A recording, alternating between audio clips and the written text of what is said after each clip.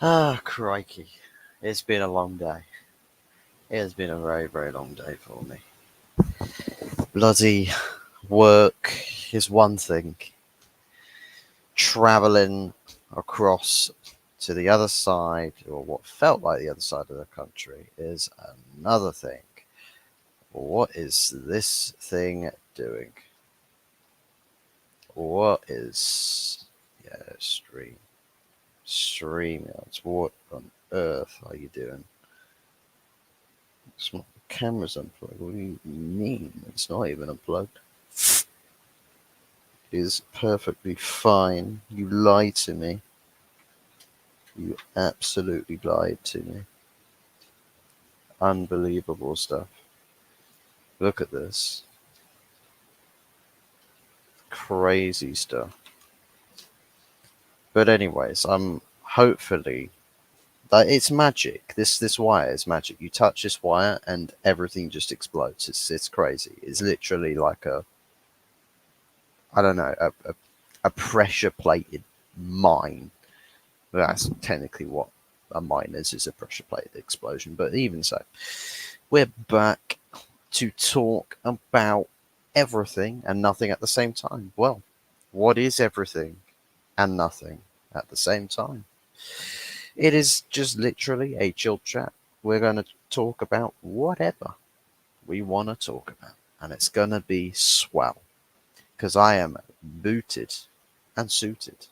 It's meant to be the other way round, but who cares? It's been a long day. But yeah, we're going to just chat about whatever, really. Just whatever. I've got a prompt list of some topics, some things to talk about. Um, yeah, a bit of a rundown of some of the other clubs in Premier League football. We're going to start at the top with noisy neighbours, Manchester City. Ooh, crisis in the Citizens camp. It would appear. Is it crisis settings for Manchester City? We're going to have a look. We're going to have a dwell. And I'm going to give what I think, say what I think about this. Because is it crisis? Is it crisis? Is it crunch time for Manchester City? Is it panic stations for Pep Guardiola? Now, he's been here. How many times has Pep Guardiola been in this boat? He's probably been in this boat a whole heck of a lot of times. Let's be real. A whole heck of a lot of times. We've said Man City crises last season, probably the season before, the season before that. It's just like when Manchester City lose a couple games. That is, it's actually quite significant in just understanding that the level that Manchester City are at compared to everybody else in the league. Let's be real. I mean, the fact that we're talking about a couple games lost, oh, it's crisis for Manchester City. I mean, crikey. I mean, Chelsea can lose, what, 70% of their games or something, and no one would care. Everyone would be like, nah, it's not crisis. It's not crisis yet. Man City lose 2 games on the bounce or 3 games on the bounce. It's crisis settings. We've been here before, is one thing I will say with Manchester City. We've been here before. We've said these things before. We've experienced these kind of problems before. We've experienced it before, the days of Erling Haaland not getting chances, not being, nobody creating anything for him. And they sort of got panic stations. Everyone's concerned. Everyone's worried about Pep Guardiola. Oh, is he lost his edge? Is he? Has he lost? Has he no longer got the jump on the rest of the league? And he made a couple of tactical changes to his approach to football in the January point or halfway through the season, and switched it up. Came out with a new philosophy for the rest of the season and ended up winning a treble. Yeah. So Am I would I if I was a City fan, which kind of glad I'm not, but at the same time kind of hurts because big United fan saying I'm glad I'm not a City fan whilst watching them go and be successful whilst my club are literally in crisis. Um, if I were a Man City fan, would I be concerned? Would I be uh, panicking? Would I be worried? Would I be scared? Would I? Would I really? Probably not. I wouldn't say like scared is the thing to feel with Manchester City. Frustrated by every means. Frustrated because I mean, look at the way in which that games have gone for them in the recent couple weeks. Not really control, like perhaps controlling games, yes, but not really doing anything with that control. But all that possession, passing this, passing that, but nothing really to show for it. Nothing really coming as of the other end in results.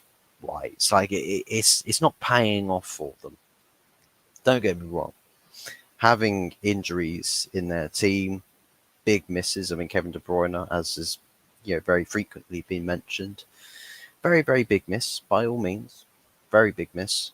One of the best creative players on the planet, goes without saying, and definitely his element, his impact in the games, not just from a creative standpoint, but also with a goal scoring standpoint. They're missing his presence, and I'll tell you two other players that they're also missing the presence of, and that's Gundogan in their midfield, but also Riyad Mahrez, because they're not really providing much goal threat from the wide positions. There's not really much goal threat. Now, I think it's probably a wiser thing to not be, say, panicking or worried or concerned about things, because Pep might have something up his sleeve where he switches a few things around, and happy days. You go and witness Pep yet again changing football or evolutionizing football, if you will. I think he's got things in the locker that he can use us, like ace in the holes, or the extra trick up his sleeve that we're yet to see, like an extra dimension to football that we haven't yet comprehended, that Pep can see that no one else can. Kind of like the Arsenal fans that tell you that if you can't see what Arteta's doing, that you can F off down the lane. Sort of dimensional visions, multi-dimensional visions. But do you know what? I'm interested to see if this is a prolonged problem for Pep. I'm seriously interested to see what would the get out of jail card be. I know that they've got Rodri back. Rodri, big miss, very very big miss, very apparent. Much funny that, isn't it? Like Man United needing presence in their defensive midfield, Man City have sorely missed theirs in Rodri.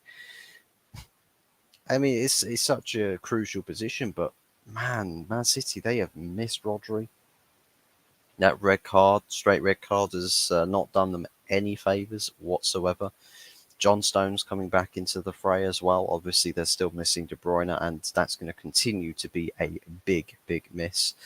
And in the way of chance creation, some big problems there that Pep's got to sort out. He's got to sort them out quick, because you've got to get back onto a winning track, get back on to back to winning ways. And the question really is, how is that going to happen? They've got quite a tough run of fixtures coming up, not including United in that, because we're kind of a free hit as it stands. But there's not really many golden opportunities. Man United probably is a golden opportunity for them, but you get my point. There's not really, on paper, the easy games that Man City would need in order to really figure things out, to be troubleshooting, and to really have the diagnostics, and to run the correction programs, if you will. to steer their ship in the right direction again. Now, what people want to put a drop of form down to, I'm not sure. I mean, they were looking like they were going to have a really flawless start until obviously the losses started happening. I suppose you can thank Geordie over here, his club, his beloved Newcastle. Away the lads. Away the lads. I wanted to do something else there that I think Lee does when he talks about Geordies, but I don't. I want to spare myself that embarrassment, so I'm not. I'm not going to do it. But you know what? Newcastle happened to Man City, and it all just went to pot. It all just went to pot. Big ups to you, Geordie. Big ups to you. Thank you very much for tuning in. Really appreciate your presence here. Always good to see peeps in the chat. Always good. Lovely stuff. But yeah, it's going to be interesting. And I suppose don't be worried yet if you're Man City. Don't be worried yet. Be worried if these problems become a prolonged issue and that it does start costing you more and more results, but not just on this small little blip in the season, but when you start to see, oh, it's costing you results further into the season as well. And that's when you can start to look at things and say, whoa, what's going on here? Things aren't looking so dandy anymore. That's when you want to say, yeah, now I'm starting to be a bit concerned as a City fan. But I think as it is right now, treat it as your sort of seasonal blip, if you will, and expect things to improve. I'd expect the situation to improve over the next few weeks. Well, got an international break, so Man City, they'll want to get back into the groove of things when it comes back to club football. But moving on to the next club involving their results, Man City's results, and the weekend just gone, and that is Arsenal, the victors. Finally, after what was it, 13 attempts to beat Manchester City, Arsenal finally get across the line. They finally have beaten Manchester City in a game that actually means something. So, round of applause to Arsenal. Round of applause to the club that fans are already, I am seeing this, that fans are already talking about invincibles because Man City are no longer unbeaten in the league with losses, consecutive losses in the league to Wolves and then Arsenal. And that Arsenal are one of two clubs that are also undefeated in the league. But the talks of invincibles has already begun. And this is why we can't have nice things. You take something that's good and then you give it to Arsenal.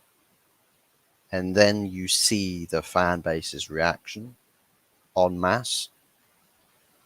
And then it's like pain. It's pain. It's like a tolerance thing. It's like, how high is your pain threshold to tolerating this? And it's not a pain of like, oh, it sucks to see this. It's like a pain of, why are they doing this again? Like it's the frustration pain, like the pain of annoyance in seeing Arsenal fans take the little wins and then amplifying that mother trucker to different galaxies, and it's just like the jammiest 1-0, right? And I didn't watch the game live because big birthday party, some little chap's first birthday party. Bless him, a little nephew. So I was busy, but looking at what was going on with like the live happenings, like stats wise and all of that, I was looking at the game and just like, okay, so Arsenal, it's got to be a very, it's got to be a very stringent, is stringent the right word? Like a straight, like tough to watch kind of game of chess, right? Where you got these two chess masters, trying to move around the board, and it's just like, so what piece is going to give where, and when is it going to happen? Because it didn't. For a game that a lot of people were probably hoping for, quite an end-to-end affair, quite a lively, quite an explosive affair, didn't deliver to the neutrals what we were hoping to see. Now, a lot of people had it down that Man City would walk all over Arsenal, but statistically speaking, Arsenal walked all over Manchester City. And it feels like that because, as I discussed with Manchester City's problems they've got at the moment, where I say it's not a crisis, but there's a few problems you've got to fix, such as Manchester City should not be having 4, maybe 5 attempts in a game of football for 90 minutes. So it was 4. They kicked the ball at Arsenal's goal 4 times in the game. That's the treble winning Manchester City, by the way. That shouldn't be happening. So there are problems. City have got to fix up. And Arsenal, fortunate that they were served up that Manchester City. And you know what? It feels a bit reminiscent, this kind of Manchester City, a little bit reminiscent of when United played them at Old Trafford in the Manchester Derby last season, where we beat them 2-1. But I really felt like at that time, this Man City isn't the Man City we're used to. I'm not used to that Man City. That's not the same. Come on, I thought this is Man City with Erling Haaland up top. These guys, you're going to walk every trophy. And at the time, I mean, in hindsight, they kind of ended up walking every trophy, barring the Carabao Cup. Yay. But at that time, it looked like that City team had nothing to offer, had nothing to give. And you know what?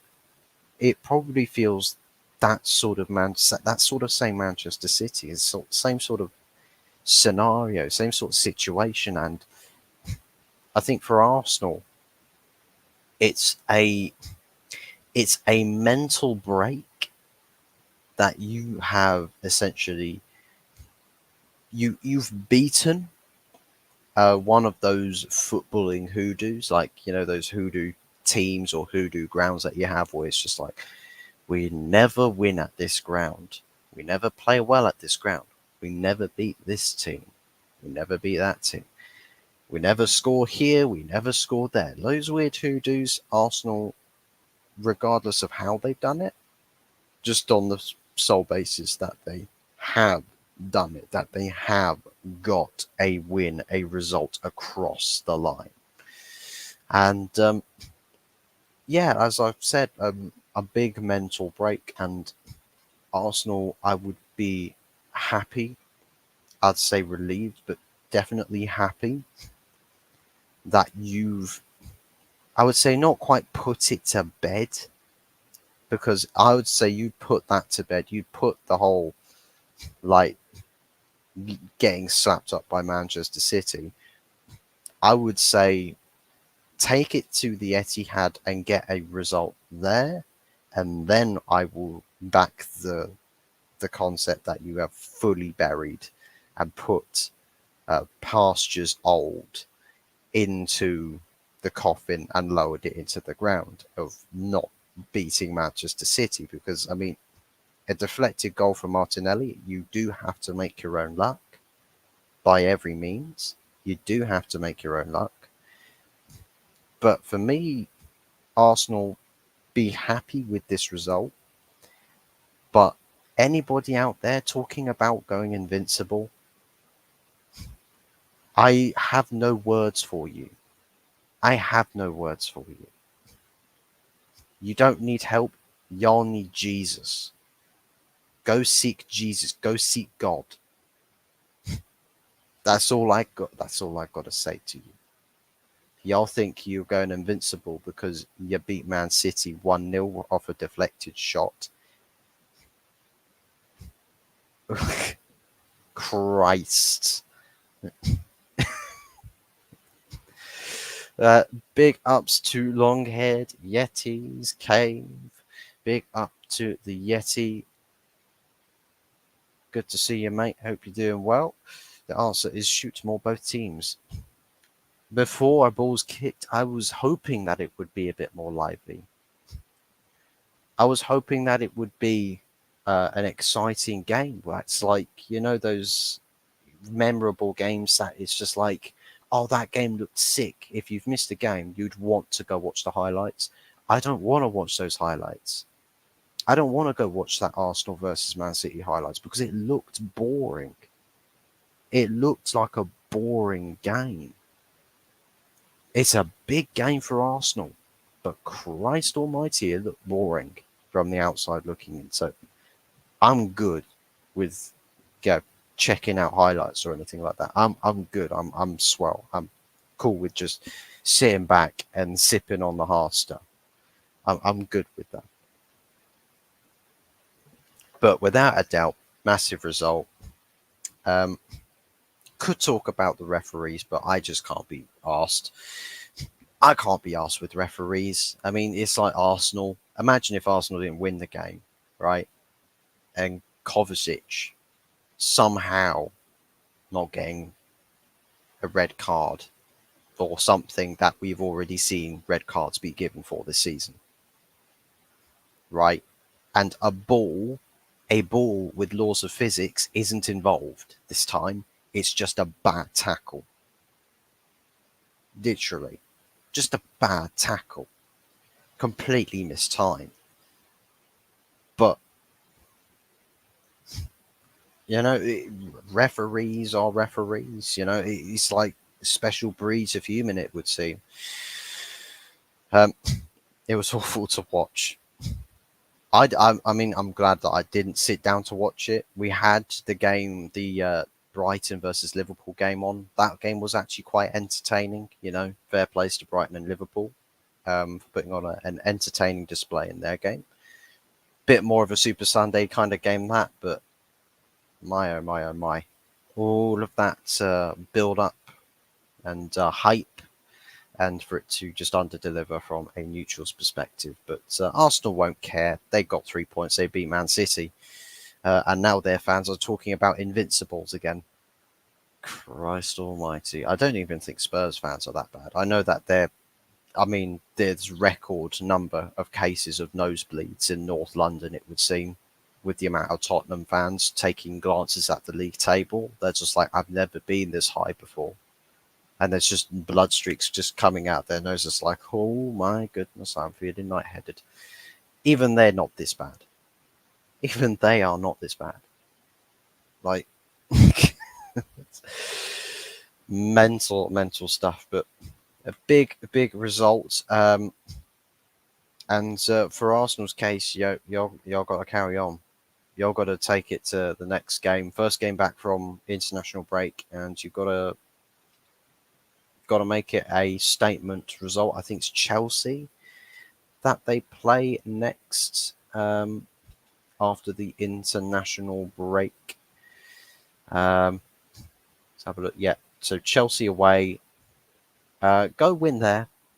Go win at Stamford Bridge, and maybe we'll start talking. You know, if you convincingly win at Stamford Bridge, we can start talking about you know, getting you a bit more excited about your campaigns, right?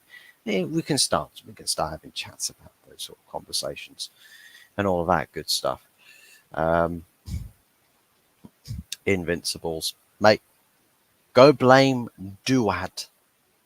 Is it Duad? I think it's Duad or Fuad. I can't remember the. I think it's Duad, the Arsenal fan, talking about bloody Invincibles after beating Man City 1-0 off a deflected shot rather. Um, yeah. If you can't see what Arteta is doing, you can F off down the lane. But if you F off down the lane, you might also encounter Invincibles because Tottenham, they are not beaten in the league yet. So yeah, maybe it's the battle of the wannabe Invincibles in Arsenal versus Tottenham. The wannabe Invincibles of the modern era. I know Arsenal have already done it, but Christ almighty, they not only had a much better team in the original Invincibles, but they were playing some much better stuff than they are now. Well done, Arsenal, but City are not out of first gear yet. And yeah, it's one of their blips. It's one of their seasonal blips. I believe they shouldn't hit panic stations now. I'd be concerned if they start encountering these sorts of performances and results later on in the season again, and it's happened like the same things are happening at continued stages throughout the season. I would say, okay, something's got to change, but right now it's just a dip for me. Talking City, it's got to be a dip, right? Surely it's just a bit of a dip, a bit of a skinny dip in that bad form stuff. Speaking of the North London clubs, Tottenham Hotspur, were they lucky against Luton Town? Were they lucky? For me, not really. Not really. I mean, a few incidences in the game where maybe Tottenham probably could have conceded a goal or two from. But outside of those isolated incidences, they looked like they had the game by the scruff of the neck. It's just we saw once again that Tottenham, to be honest, and I think this is where the Tottenham downfall will probably come from if there is going to be one this season, is Tottenham have Ange ball that is a lot of this old sexy football, all of the passing patterns, interchanging stuff. But you make some chances, but you're not taking them. So big chances, but you're missing them. And Tottenham had quite a few opportunities, and Maddison in particular had quite a few opportunities. And they've not shown quite the clinical edge. And I feel like the last time they showed a clinical edge was against Burnley, and that's kind of it. I don't really see where Tottenham have shown a clinical edge to their game. I think they've had to make lots and lots and lots of chances just to find those goal-scoring, clear-cut chances. And I think it's just off of those that, I think Tottenham fans are a bit overexcited. I'd be cautiously optimistic if I'm a Tottenham fan. I would be cautiously optimistic. I would say it's looking good. It is looking good. And it could go on and on and on and on and on. It could. Recency bias would scream at you to wobble your head on straight. But it's not regarded as impossible. It could happen where you just go on and on and on and on and on. And you might remain at the top of the table for a fair while longer yet. As far as going to win league titles, probably that's a bit too much of a tall order. A little bit too much of a tall order, but progression compared to the last year, 2, 3, 4 years, would be undeniable. And Tottenham, speaking of improving on progression, perhaps having a new sporting director. No idea who the person is.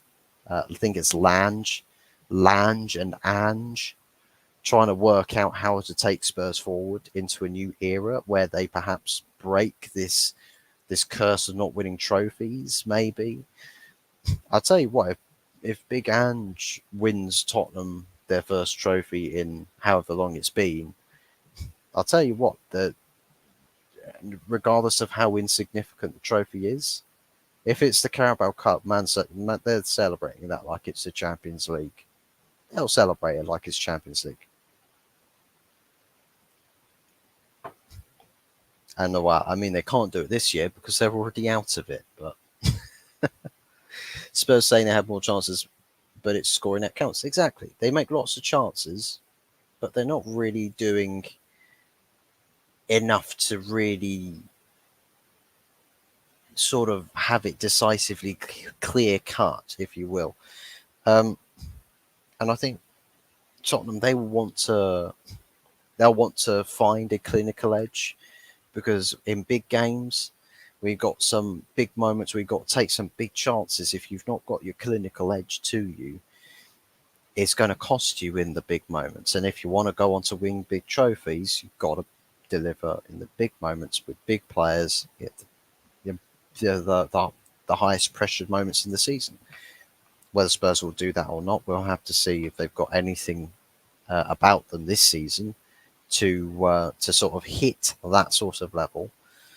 They've got plenty more tests to undergo. They've still got Manchester City to play. I believe Chelsea as well. I know Chelsea, they're starting to come back into the picture. And they will be next on the on my agenda prompts. Spurs, yeah. So cover that one. Adebayo missed an absolute sitter. Yeah, I know the one you're talking about. The ball coming across, shooting from right to left. He gets the ball caught underneath his feet, and it was painful to watch. Literally the looks of absolute disbelief in the fans' faces when he's literally far post perfect opportunity. He goes with the outside of his foot, like on his right foot, but because he's done that, he engages the ball too early and gets it caught underneath him. So he doesn't release it, but then it goes under, catches his trailing leg on the other side. He ends up bundling the ball out of play. It's absolute. It was painful to watch. Absolutely painful to watch. But Luton, those big chances, man, you can't not take. It's not the Championship anymore. Can't not take those big chances. Stephanie Griffith, great to see you. Hope you're doing well. Big up, Stephanie. It's big up to Stephanie. Big ups, big ups, big ups. Good stuff. Make sure to smash the likes up if you are in the building. Really, really appreciate it. All the love support you guys are showing. And we will move on to Chelsea, Les Bleus, and Chelsea Football Club. Okay, it's Burnley. It's Burnley. Relax, guys. It's Burnley. I say that as a United fan, where it took for Bruno Fernandes, a wonder goal just for us to not draw to Burnley. But still, Chelsea actually scoring 4 goals in a single game, and it be away from home.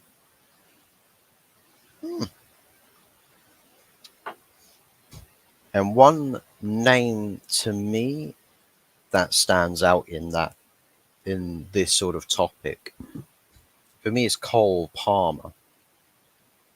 Cole Palmer is trying a lot of things for Chelsea.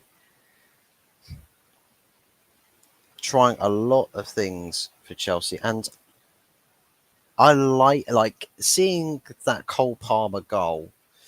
Um, I think it was against Arsenal in the Community Shield. Um, fantastic goal, fantastic execution, but he's providing something from Chelsea's central areas where he's quite a direct threat, and it's really helping people. Um, Getting bigger opportunities, more of those clear cut goal scoring opportunities, and eventually you're going to be able to get out of this bad habits of missing big chances. Um, and I think Cole Palmer's doing a really, really good job to really get involved in those areas, in that aspect of the game. Raheem Sterling had a good performance, but um, what about the rest of the season? Nicholas Jackson getting on the score sheet finally, after quite a few howlers, from previous weeks, finally getting on the score sheet, finally easing the nerves a little bit in front of goal, and maybe it will lead to some better times, a few more joyous games of viewing for Chelsea fans. And I think it's going to be a tough game to get back into the swing of things against Arsenal. It's at Stamford Bridge, and do you know what? Go for it. Just go for it. Go at them. It's not the Emirates. Just go at them. Make it an interesting game, please. Don't do a Man City where you have 4 shots in an entire game. Go out and get them. Fluky goal to get them back in it, but then they took over. A 10-man Spurs team as well. A 10-man Spurs team. Good execution from Van der Ven, and from the corner kick from James Maddison. It was a good execution, and it was a good goal, fair plays. And I think the game sort of became a bit of dead rubber after that moment. Sterling was good for this game. He was, yeah. Yeah, Palmer as well. Yeah, Palmer for me is given. It's felt like the new lease of life that Chelsea seem to have found with, not just in terms of scoring goals, but getting into a maybe creating a new habit of winning games. That they found the sweet spot with Cole Palmer in the team, and how long would riding Cole Palmer's coattails last for before something, perhaps if things come back down to earth? I think is yet to be seen. I'm sure Chelsea fans probably wouldn't care too much as long as it's something, based off of last season. They're just happy to be winning games at this point, right? They're relieved to be winning games. They're feeling like they can be positive whilst winning these games. And if you can get convincing results, but you've got a team with players that are just they're making things work and making things tick, then I don't see why Chelsea fans should be optimistic looking forwards. Wolfgang Division, speaking of Chelsea, Chelsea fan in the house, and hello, Chocolate. Chocolate says hello. Chocolate Thunder. Chocolate fuzz. Get some of that. We will. You will improve. You will feel better. You will feel happier. You'll feel more relaxed about watching Chelsea games. And I'll tell you what, scoring 4 goals in a game. When's the last time, Wolfgang? When's the last time Chelsea scored 4 goals in a game of competitive football? When was the last time that Chelsea scored 4 goals? Own goals or not, don't care. 4 goals scored for Chelsea in a competitive game of football. When was the last time that happened? 2 seasons ago. So we're talking a long ass while. So this is, would I classify this as uncharted territory? Could we say it's uncharted territory? Maybe. maybe. I mean, it's unfamiliar at the moment. It's unfamiliar, but you know what? If things continue to go the right direction, I would say scoring 4 goals in a game might be a harder ask, but playing some good stuff and actually converting big chances should become a more regular theme. And off the top of my head, 4-0 Juve, possibly.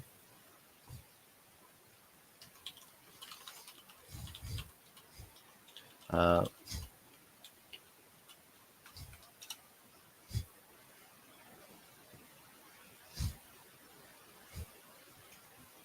oh my days! So it is now also with the Burnley result. It's now also the first time that Chelsea had scored more than 3 goals in a Premier League game since April 2022, when you guys beat Southampton 6-0.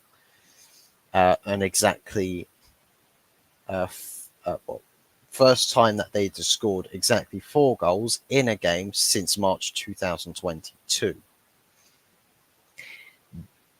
Damn. Damn. That's a long while ago. That is a long while ago. Speaking of which, when's the last time United scored 4? Someone asked when last time United ever scored 4. Uh,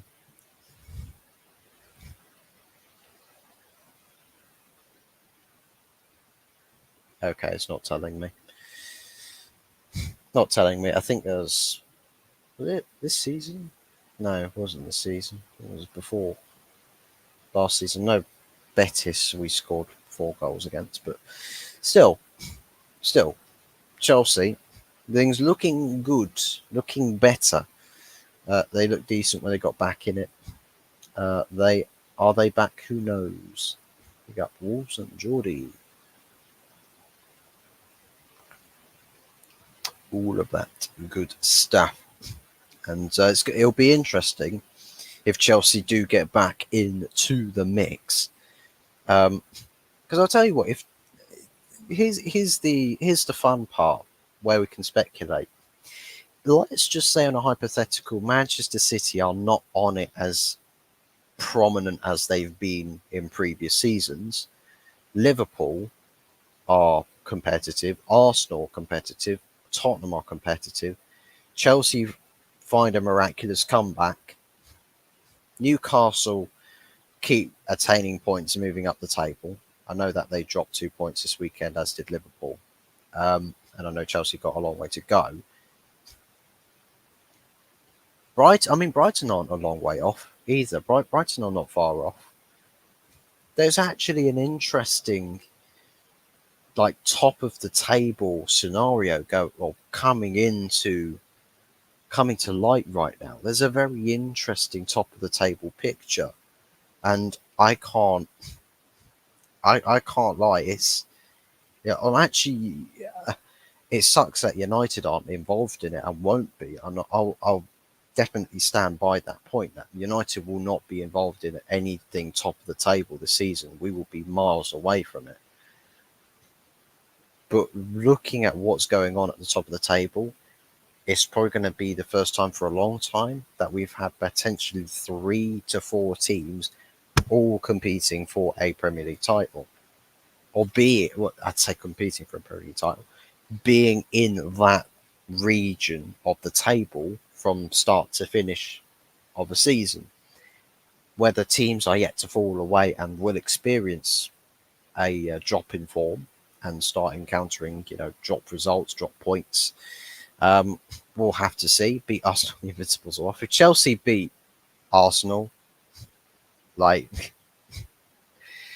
I might as well ask Carl Rossi here. Big ups to you. Good evenings to you, Carl. Cheers to Carl Rossi. Cheers to Rossi. I might as well put this question to Carl Rossi.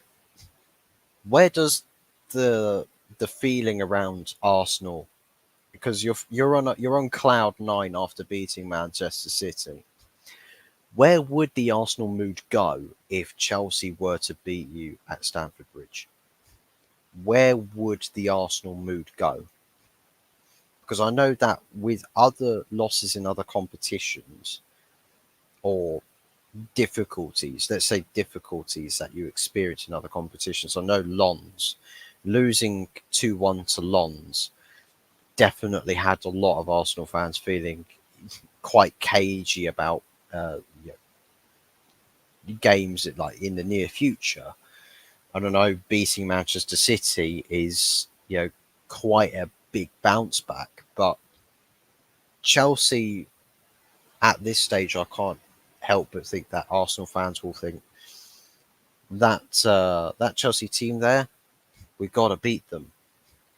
And I think Chelsea fans will say, if it were us going to the Emirates, we haven't got a hope in hell. But it's them coming to Stamford Bridge. Does that paint a prettier picture for us? Does that paint a better, a lighter picture for us? Maybe it does. I'm not too sure. I think it's got to come from an Arsenal fan's perspective of what the outlook would be based around that. And I think the implications on that Chelsea fixture will have a lot heavier weight to it for Arsenal than it would do for Chelsea, for me. Um, so it's going to be an interesting return from the international break. But speaking on Chelsea, I'll just read this comment out real quick. Most would still be gassed after the City win regardless, but I'm sure I echo the other real ones that we are not convincing. My mood would crash right down if we lose next week. I'm still not confident. And I can understand that because I sort of feel the same way. It's like I stand by my points about Arsenal not having the intensity that they had last season. And I see a lot of people singing Arsenal's praises this season, saying, for me, it's showing a better test of character. It's showing a better test of this, a better test of that. And I'm just thinking, but the problems that Arsenal are facing this season are much more blatantly obvious. And they are big problems where if it meant that Arsenal were to lose, everyone would be all over them. But because Arsenal get these problems but don't lose, that people scrape it under the carpet. And it feels like if Arsenal were to play poorly, like really, really badly in the league, really terrible performance, and out of nowhere, someone comes up and slaps them up, maybe people would start all of a sudden, oh my God, look at how bad Arsenal are playing right now. Like, weren't you guys talking about Arsenal being potentially in a better position for this season than they were last season? That they're more likely to win a league this season? I'm not quite understanding where people are coming from when they say, like, let's just take an example here. Terry Flewers, right? Big ups to Terry. Arsenal are even scarier now. What do you mean? What do you mean? Arsenal are scarier. I'll tell you what is scarier about Arsenal is for an Arsenal fan watching Arsenal, it's scarier this season compared to last. I'll agree with that, but I don't look at that Arsenal team and say, "Oh my God, I shiver in my team." Even with my crap United team, I wouldn't look at that Arsenal team on paper and go, "Oh, I am so scared." I wouldn't. I wouldn't feel that. And the performances from what I've seen Arsenal play, they are missing something. There's an ingredient that is not there. They could find it. They could, and if they do find it, it could be all hunky dory all of a sudden. But they're missing something for me. And Bryce Firmino and Carl's favourite player. Now the bloody flip-flops. Yeah.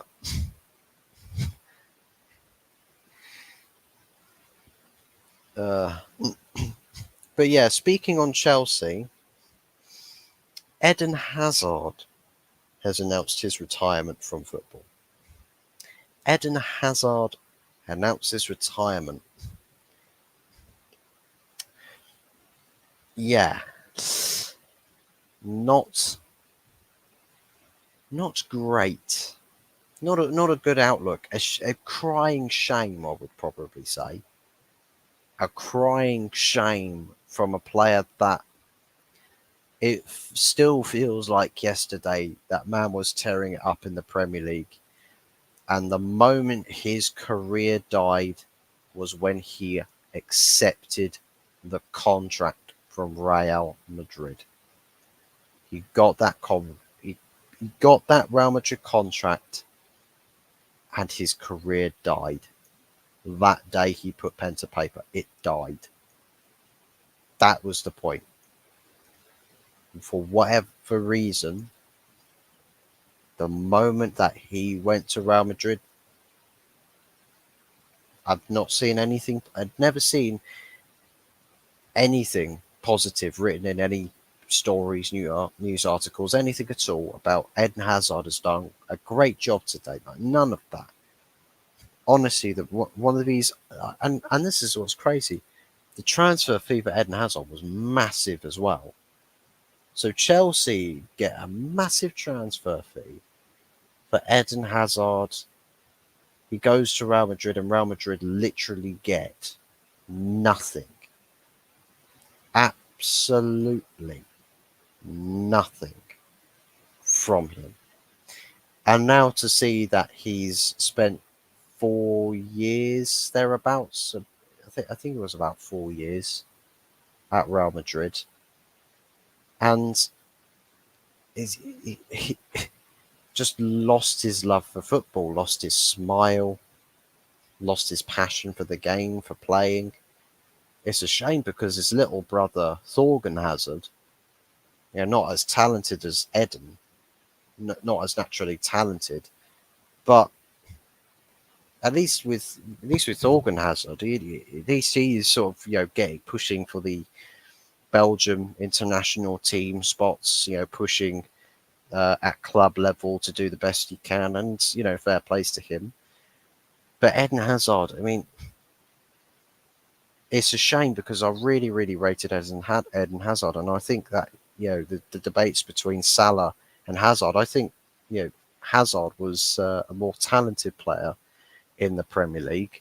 Obviously, as far as a goals haul goes between the two, Salah just takes the cake with how much goals contributions he had. But as far as naturally being a naturally talented player, Eden Hazard had so much to offer. Like, it was ridiculously good. But it's just the way in which the career fell off was absolutely ridiculous. Can't believe it. I don't know what everybody else thinks about it with Eden Hazard, because I mean, such a well-respected player. I mean, by peers, by fans, by all sorts of people.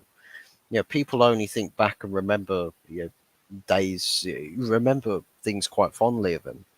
They think quite fondly of Eden Hazard in his yesteryears. So yeah, it's a real crying shame.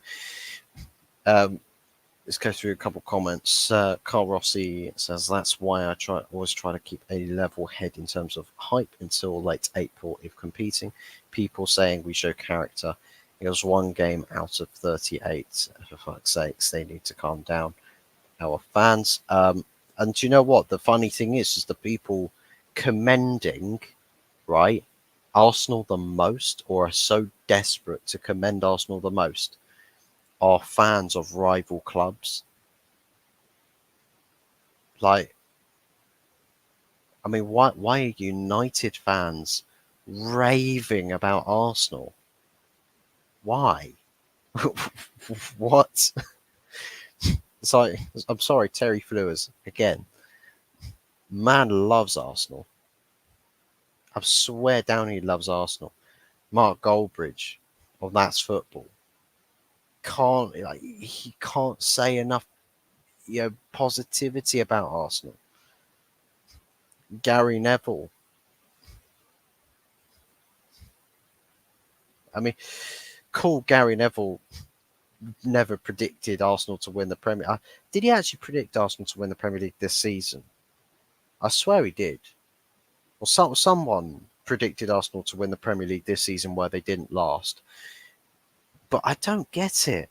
I don't get it. Why are people so obsessed with? Oh, we've got to rate Arsenal, guys. Are they being threatened by cancel culture again? I swear to God, if I was OD'd on the chocolate milk, is proper on one now, mate. I might as well. It's been a long ass day. I've spent 3 hours on a train today. 3 hours on a train. That shit felt like 6. I literally travel on 3 hours on a train just to work somewhere, freaking hundreds of miles away, to then come back. I mean, Christ almighty. My day started at like 6 a.m. this morning. I'm not used to waking up at 6. I'm just not. All ball boys everywhere breathe a sigh of relief. Yeah. Your fans are mental, Carl. They never. That was hilarious. And that prick deserved it too, and he knew it. Speaking like, man, I just hate ball boys. The ones where they're like cocky and arrogant, where it's like, you know the Cristiano Ronaldo clip where the ball boy's about to be like, and then he just throws the ball away and he's just staring there. Ronaldo's just like, what are you going to do about it? Like, literally looks like an absolute dumbass staring at him. And then he's like celebrating with all of his buddies, like, yeah, I pissed off Cristiano Ronaldo. Yeah, I'm an ass. Yeah, I'm getting banned from ever being a ball boy for my club ever again. Yeah, oh fuck. Oh fuck. I've got banned from my club from ever being ball boy again. What will I ever do now? How else do I spend my school holidays now? Can't you not remember how shit and stupid they felt when they celebrated too soon last time? Yeah. Damn, bro, don't work too hard. I'll tell you what, though, I got tomorrow off, so it's all right. I'll sleep in nice. I'll sleep in nice and well, and yeah, we'll relax. We'll take a chill pill. My knees have been aching since I've got back. That man's walked quite a lot as well, and sitting in a train with not much leg room. But to be fair, the train ride itself is actually quite relaxing because it's not one of those packed trains and it's through the countryside. So it was actually mad relaxing. I think comments are acting up. New ones not appearing for me. I'm not sure. I mean, I can see every comment that's coming on my YouTube playback is appeared up on my StreamYard, so I've not had any problems.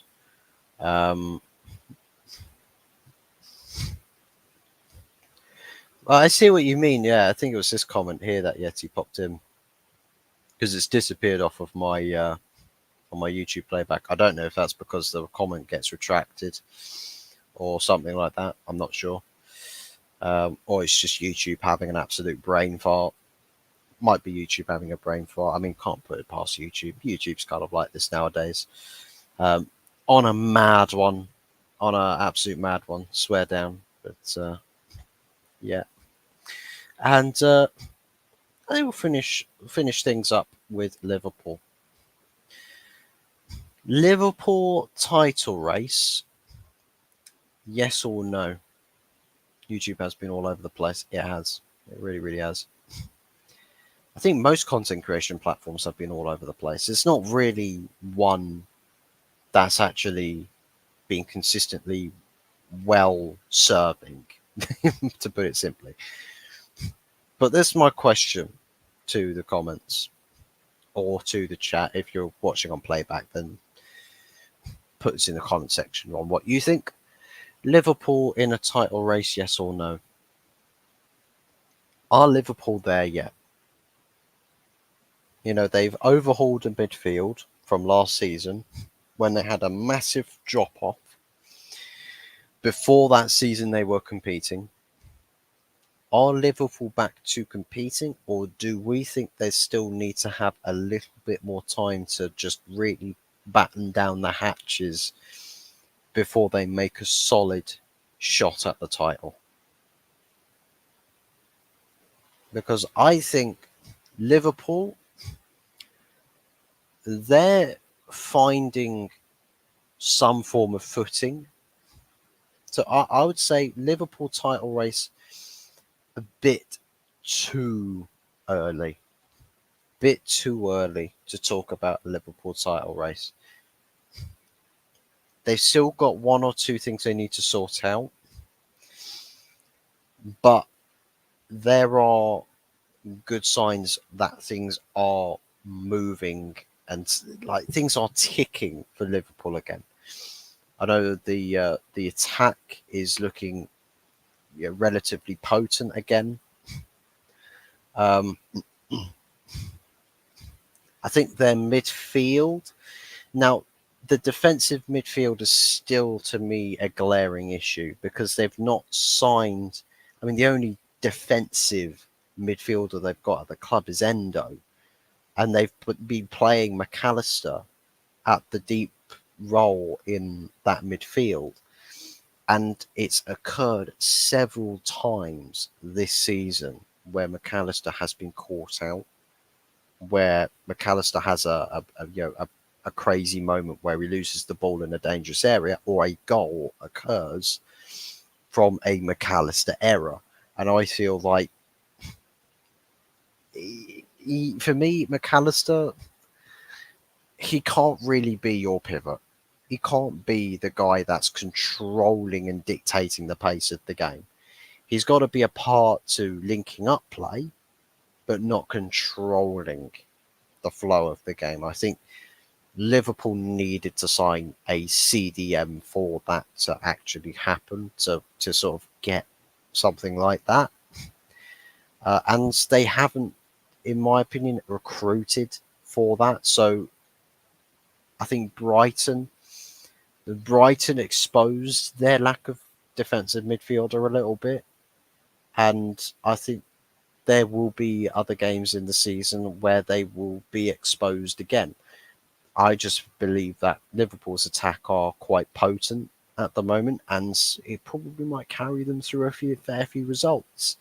And you know, can't dismiss the the luxury, the privilege of having such a dangerous attack and variable threats from different areas of the pitch. Um, But for me, the control element and defensive capabilities of their midfield is still really lackluster for me. So for me, Liverpool too early for a title race. I don't think they've quite got it in them to go all the way. I think problems that they've experienced so far this season is going to cost them a fair bit more dearly later on in the season, I feel. And I mean, Champions League qualification probably seems much closer to a given for Liverpool as opposed to a title charge. So for me, I think I wouldn't say to be concerned about not, you know, finishing in or to be out of a or not included in a title race if you're Liverpool fans. I would say you've still got a bit of work that needs to be done for you guys. Still a bit of work to be done. Still some signings that need to be made. Now Liverpool ain't there yet, but as typical Scouts, they might steal something. Endo. McAllister doesn't look the player he was. At Brighton, he looks like a really positive player. And And I think McAllister, for me, is not playing in the area he should be playing. I think he needs to be further up the pitch for me. I don't know what everybody else thinks. I think McAllister needs to be further up the pitch. It's got to be someone else. And Gravenberch, or Granberg, no, not in that position. Gravenberch is like McAllister. Yeah, to me, they're kind of like a similar sort of player. I know McAllister looks, he eyes up a pass more than Gravenberch does. Gravenberch's more of a ball carrier, but they play thereabouts the same area of midfield. So I wouldn't want either of those two being that sort of playing the prime Fabinho type role. They needed to recruit someone who was specialising in that. Whether that would be Caicedo, whether that would have been Lavia, I don't really know, but it's not his field of expertise, and we are seeing the negatives of McAllister playing in that deeper position, and it's costing Liverpool quite a few goals. As far as points are concerned, probably less so, because again, Liverpool's attack really dangerous and scoring goals. So I think Liverpool breathe a sigh of relief. Your attack is delivering where your defense isn't. So it's kind of a push and shove. Push comes to shove. McAllister needs time. He does. Needs a bit of time. McAllister needs to be further up the pitch. Yeah. Gets booked all the time. I think it's the high pressure moments, defensive contributions. Someone that, defending, has the defensive arts and crafts, and someone who knows, has the defensive mental side to their game, where they can time challenges well, place the tackles well, know when to go, when to push, when to press, knows when to hold shape. I think McAllister is a little less drilled into that, is a little less he's less defensive intelligence for me, less defensive knowledge, less defensive know-how into playing that position, because there's so much work that's got to go into it, both physically and mentally. Because Rodri, the guy makes it look easy, but you look at how influential he is to Manchester City. Man City look lost in various aspects without him. That's a Pep Guardiola Manchester City team we're talking about. So McAllister, if he wants to have any level of impact for Liverpool, like a Rodri, he's got to do all the jobs like a Rodri. Wasn't Endo bought in for that position? He was bought in, and I don't understand why. I don't understand the Endo signing. I don't get it. It's like, for me, when that happened, I was just like, this guy's serious. And Endo. I thought that I looked at the name at first, like Endo. Oh, okay, so they've gone for a lesser known 22, 23-year-old player, maybe to sign him as depth, someone to bring to the team. No, 30-year-old Endo from Bundesliga, who wasn't doing a spectacular job in Bundesliga by the sounds of it, and he's expected to be the only holding midfielder at the club. It doesn't. Mind blown. Feels like Klopp panic bought, to be honest, aside from Szoboszlai and McAllister. I think the funny thing is with Szoboszlai and McAllister, they're both They're both release clauses. They were both release clause signings. I think Liverpool triggered release clauses. Don't get me wrong, great signings, both of them. But both release clauses, I think, was the obvious pieces of business, or the easiest pieces of business that Liverpool could have done. The Endo signing made absolutely zero sense. Completely random and pointless. And I think Gravenberch, a good signing, but the needed signing. I know that they needed depth, and signing depth can only mean good things for you, by all means, I'd be happily in that camp to say that Gravenberch, signing him offers you options and strength in depth. And we see it by the way in which Klopp, utilizes substitutions between Gravenberch, McAllister, and other players in the midfield. But the key position that has not been addressed and needed to be addressed from the start of the summer. And I feel like Liverpool fans might have gotten a bit too happy with the McAllister, Szoboszlai, McAllister, or Gravenberch midfields signings, that they seemingly forgotten about the fact that Fabinho's still not being replaced. Fabinho's still not being replaced. It's like Casemiro gets sold, right? Amrabat gets sold. Let's say both of those guys go because it's a rundown midfield, and we sign a load of box-to-box players. But then the CDM that we bring in, the defensive midfielder, right? Trying to think, Isaac Hayden from Newcastle. So we signed Hayden. I don't know if he's still at Newcastle.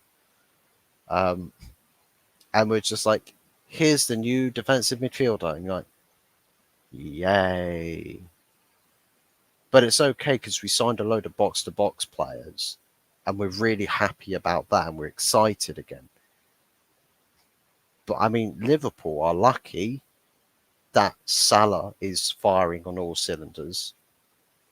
That Diaz, Nunez, they're doing a good job. Cody Gakpo, unfortunately, is injured for them at the moment. Diogo Jota, providing something aside from red cards, of course. But for me, Liverpool lucky that the attack has balanced things out in respects to squad issues, right? Where defensive midfield is lacking, Liverpool's attack is delivering. So I think that's kind of supplied as like masking tape, a little bit of masking tape over what are genuine issues at the moment at Liverpool Football Club. And I suppose maybe we are playing the long game, or just we're just waiting. The waiting game, when is it? Maybe it's a when, not if situation, when Liverpool start to really, really notice the pain of not having a specialised defensive midfielder who's helping to control games and dictate games, when a midfield could be very easily bypassed. And bypassing the midfield was a big problem for Liverpool last season. And they didn't have a mad goal scoring attack. So maybe it's a matter of when, not if, for Liverpool. But we'll have to see. We'll have to see how the season progresses. And unfortunately, we can't discover any answers to those sorts of questions, at least for another week and a bit yet, a week and a half, as international duty comes calling again, annoyingly. But that somewhat wraps up the show for tonight. Just a bit of a chinwag to talk about everything that isn't to do with United. Makes a nice change. For a bit. And all of that good stuff. But yeah, that's it from me for tonight. Big ups to everybody watching in the... who watched the show live, tuned in, dropped in comments, but also big ups to everybody who watches on playback. All forms of support are massively appreciated. So yeah, big ups to Yeti, Carl Rossi, Wolfgang Division, Stephanie Griffith, and Geordie. Thank you very much for tuning in. Really appreciate it. Always love the regulars in the building. And also, a few things. Just a quick parting words about today being Mental Health Awareness Day. Obviously, the stream I think it was Thursday last week, um, was a massive stream that Jez did on his channel, Arsenal: The History and More, about mental health and the issues with, bullying and how it impacts younger people from younger generations. But Mental Health Awareness Day today, and quite an important thing that does need a bit of light. That does, when the times are right, when the time calls for it. And I think maybe there's not when times are right, but rather when you need it most. And I think being able to just talk to people and just having conversations, even if it's people that perhaps you've never spoken to before, or don't know as well as perhaps you'd know plenty of other people. Um, it's really, really important to just be able to talk about things, whatever it may be. And you know, from a content creator's standpoint, um, you know, being in this line, I wouldn't say profession, as it's not something I get paid for, but something that is, as it stands, as a hobby for me. Um, I'm putting myself out there. I do make myself a susceptible target to online abuse. I will be subjected to online abuse. I've had online abuse before, before doing content creations or videos or streamings or anything like that at all. I have had abuse in the past. Um, but it's somewhat about those who don't speak about their problems, those that are quite quiet and under the surface. And there was one video that was quite damning to me, was one that Norwich City did. Norwich City had a video, and I suggest go look it up if you're not sure what I'm talking about or what video it is I'm talking about, or you might have seen it on social medias.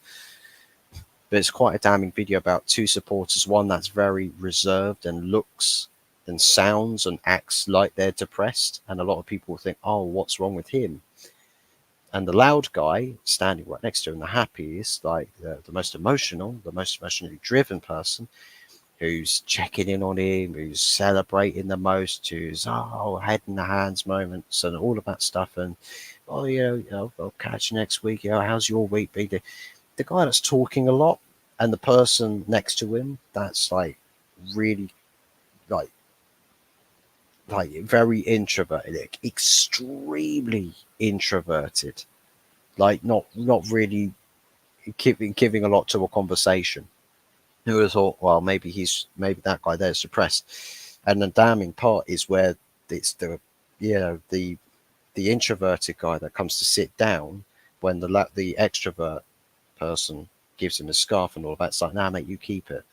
Goes to sit down. It's the introverted guy that sits there, and he goes and puts the scarf that the extroverted person gave to him on the seat next to him, and takes his hat off in remembrance to him, because it was the extrovert, the guy that didn't look depressed, that didn't look like he had mental troubles or mental problems or was struggling. He didn't look like he was struggling. He was the one that ended up taking his own life, right? And it's that sort of a message where no one really knows from the surfaces. Some signs are obvious, but that many more signs are not.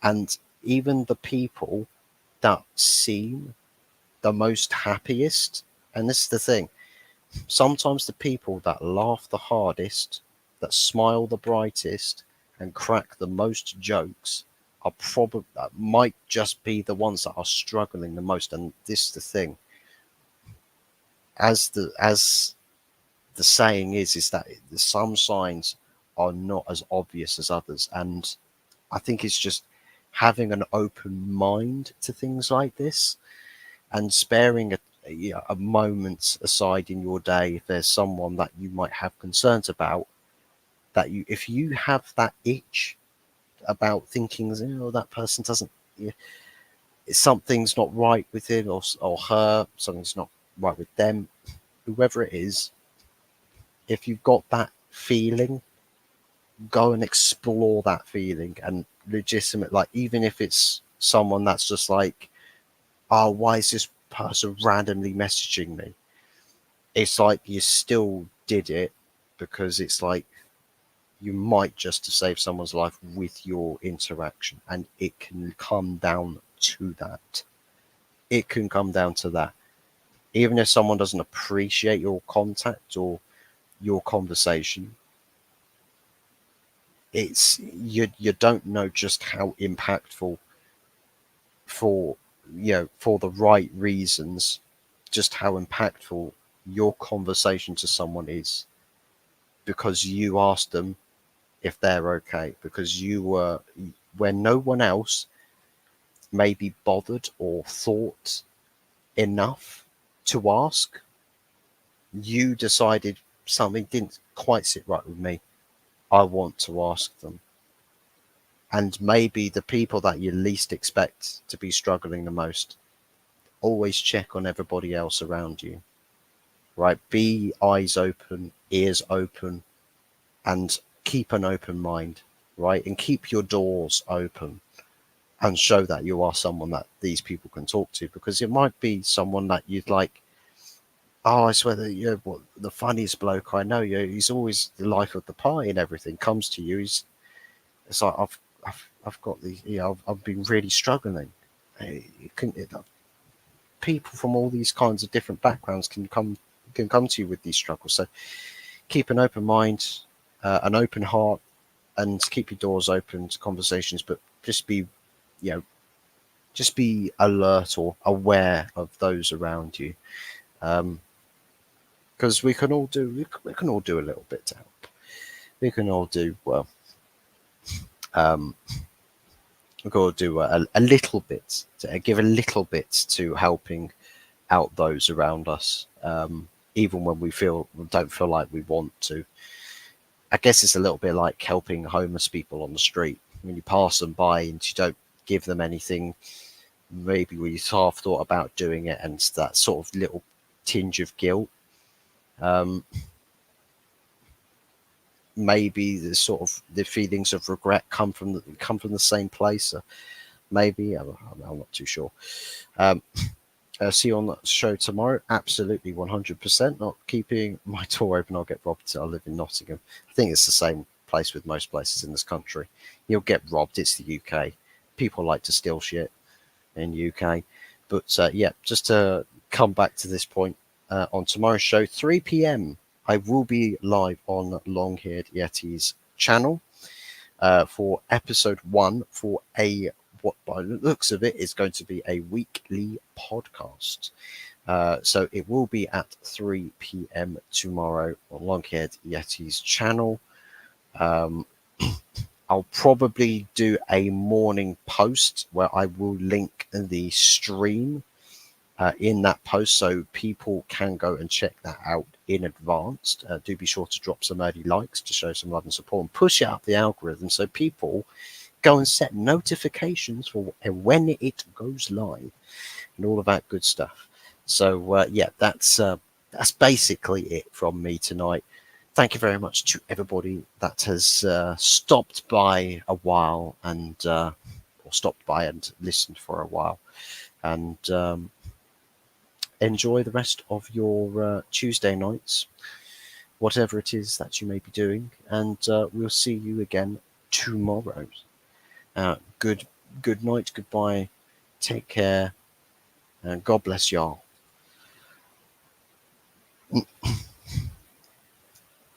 Good stuff. All good stuff. Take care, everybody. Goodbye.